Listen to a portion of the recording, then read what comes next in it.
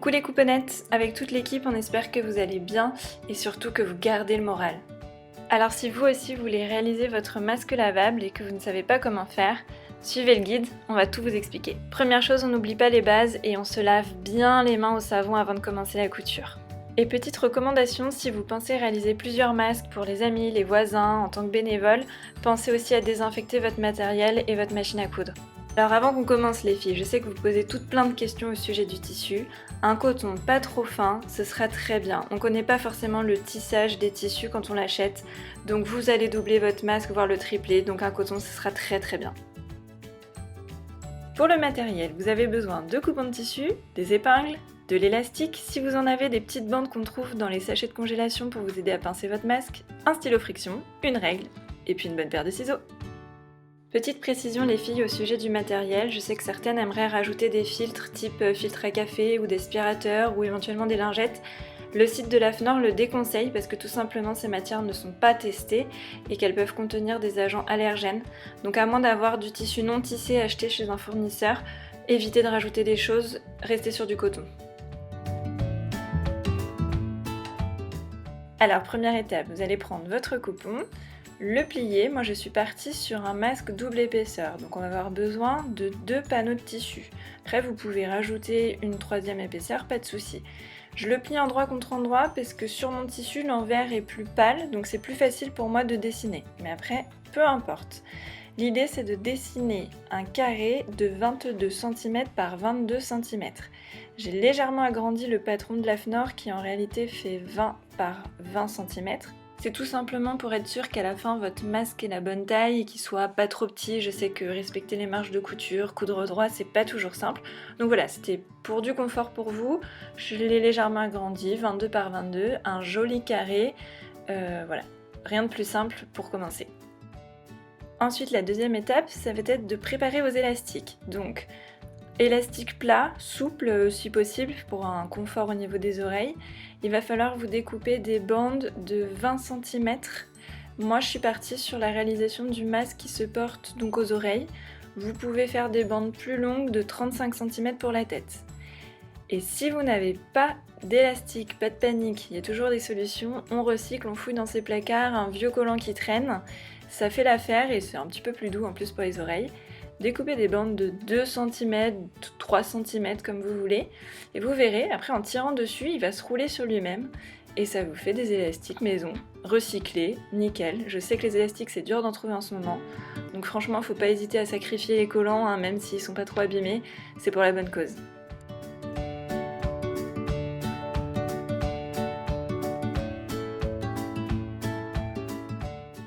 Alors cette fois on passe à l'assemblage, donc positionnez vos 2 carrés de tissu endroit contre endroit et venez épingler 2 côtés opposés. L'idée c'est qu'on va coudre le haut et le bas du masque.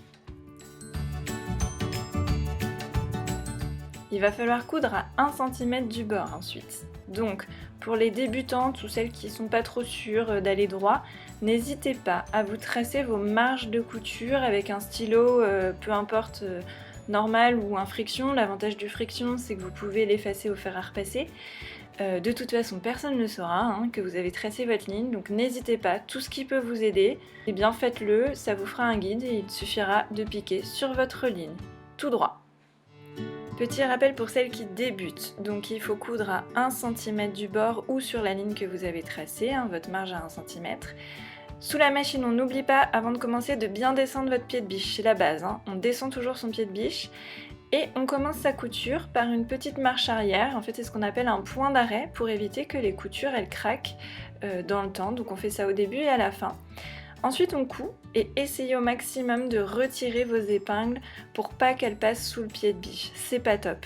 Alors, si c'est trop compliqué, que vous le sentez pas, allez-y, à condition d'avoir mis comme moi sur la vidéo, les épingles en perpendiculaire, d'accord? Si les épingles sont positionnées autrement, ça ne fonctionnera pas et vous risquez de vous blesser ou d'abîmer la machine, ok? Donc voilà, vous faites votre couture jusqu'au bout et arrivé à la fin, n'oubliez pas de refaire un petit point d'arrêt avant de terminer. Alors là, c'est la petite astuce qu'on a pu voir sur certains tutos, c'est d'utiliser donc des petites bandes qu'on trouve dans les sachets de congélation, souvent pour les refermer, ou alors à défaut un petit fil électrique fin. L'idée, c'est d'avoir un fil métallique qui va légèrement se plier pour qu'ensuite votre masque il épouse mieux la forme de votre nez.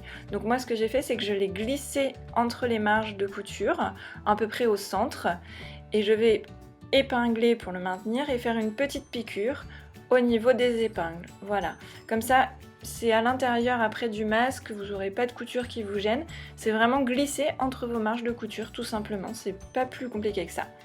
Donc après vous réalisez un tout petit point pour maintenir de chaque côté aux extrémités.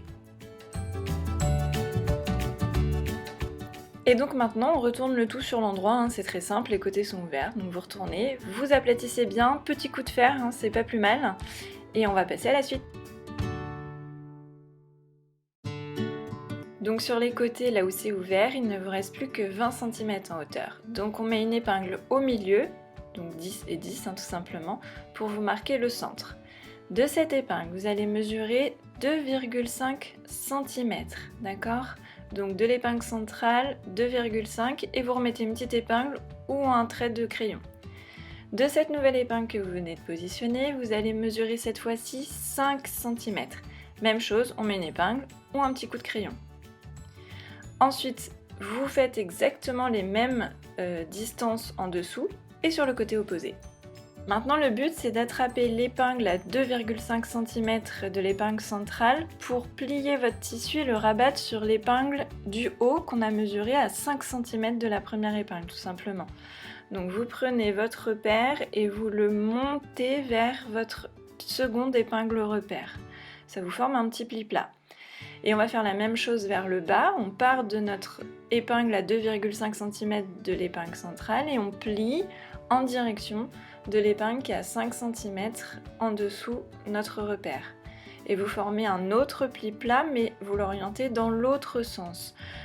En réalité, ça forme un pli rond comme on a sur les chemises d'hommes ou de femmes, hein, d'ailleurs, dans le dos. Voilà, c'est l'idée du pli rond. Vous venez de créer un pli rond, tout simplement. Super simple, hein, les plis.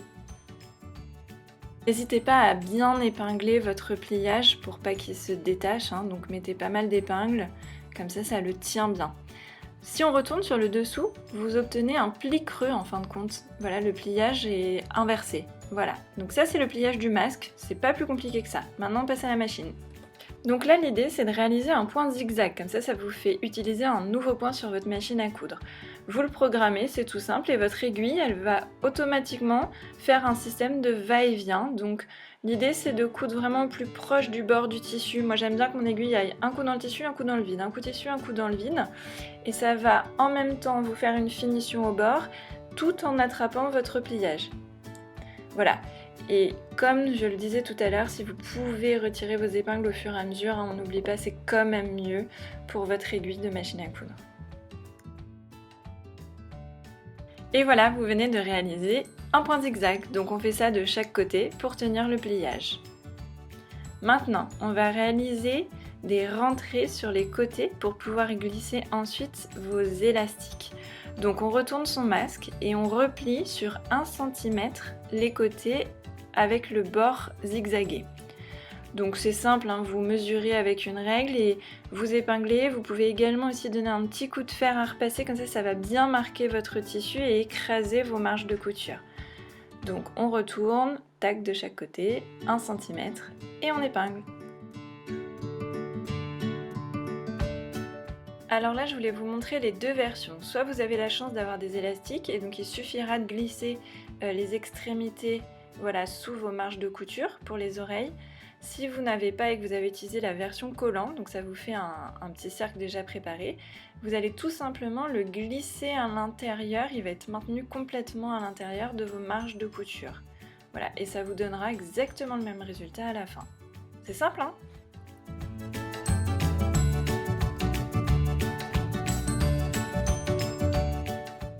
Donc après avoir inséré vos élastiques, on va passer à la machine à coudre pour coudre tout ça. Donc là, ce qu'on va réaliser, c'est une couture pour tenir votre rentrée. C'est le système d'un ourlet, hein, tout simplement. C'est une couture droite, en démarrant de tout en haut, petit point d'arrêt, vous piquez jusqu'en bas, petit point d'arrêt. Et vous faites ça de chaque côté du masque. Dernière couture, vous allez réaliser des petits points en perpendiculaire au niveau des élastiques pour bien les maintenir et qu'ils ne s'échappent pas tout simplement et qu'ils ne craquent pas à force de le porter et de le laver. Donc n'hésitez pas à repasser plusieurs fois dessus, même si c'est pas très joli, le but c'est que ça tienne. Et voilà les filles, donc votre masque est terminé. Donc pour les besoins de la vidéo, moi j'ai symbolisé l'endroit où on a glissé le petit fil métallique par des épingles. Il vous aidera à bien pincer en fait le masque au niveau de votre nez. Évidemment on enlève les épingles ensuite et vous verrez comme ça le masque il épouse vraiment la forme de votre visage. Pour protéger au mieux vos voies respiratoires et surtout limiter la propagation des particules, même si bien évidemment il ne remplacera pas un vrai masque FFP2. Mais voilà, on l'a trouvé assez simple à réaliser celui-là. Maintenant, c'est à vous de nous dire et de nous montrer vos jolies créations. Et puis les couponnettes, voyez ce masque comme un nouvel accessoire indispensable de mode et pas comme une punition. Alors faites-vous plaisir parce que vous allez être grave stylé dans la rue. Avant de vous quitter, si on parlait de l'entretien du masque, donc deux solutions, soit à la machine à laver 60 degrés, sinon avec du désinfectant pour le linge aussi ça peut éviter de faire tourner les machines.